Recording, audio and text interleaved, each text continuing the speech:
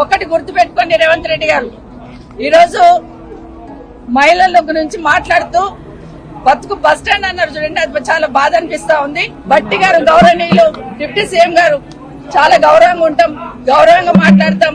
వచ్చి మాట్లాడుతూ ఉంటే మాకు ఉపసంహయంగా ఏదన్నా సంధాయిస్తారేమో అనుకున్నాం. కానీ వారు మాట్లాడుతూ కూడా మాట్లాడిన మాటలు నిజంగా బాధాకరం అనిపిస్తున్నాయి. ఆ రోజు ఏదో అపోజిషన్ లీడర్ గా నా పదవి పోయిందని మాట్లాడున్నారు.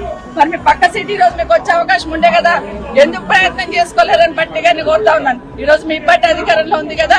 అన్నిటికన్నా ముఖ్యంగా ఒక మాట అన్నారండి గౌరవనీయులు డిప్యూటీ సీఎం గారు, ఏ ముఖం పెట్టుకొని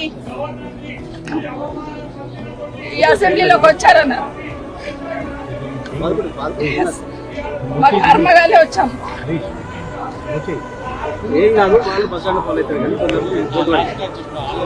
ఇది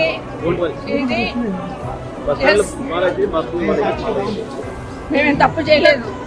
దేశంలో చాలా మంది పార్టీలు మారుతూ ఉంటారు. ఈ రోజు మీ పక్కన కూర్చోబెట్టుకున్నారు. ఎన్నికలు అయిన తర్వాత మీ ప్రభుత్వం అధికారంలోకి వచ్చిన తర్వాత కేసీఆర్ గారి ఇంటి మీద ఉన్న వాళ్ళని కాకి నా ఇంటి మీద వాళ్ళతో కాల్ చేస్తామని మాట్లాడింది ఇదే గౌరవ ముఖ్యమంత్రి గారు.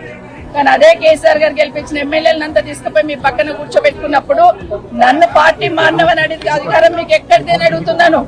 ఆ రోజు నేను పార్టీ మారినప్పుడు విత్ ఇన్ ద పార్టీలో ఏం జరిగింది, ఏ విధంగా మమ్మల్ని మెడపట్టి బయటికి గెంటేశారనేది మీకు తెలీదా అని అడుగుతున్నాను.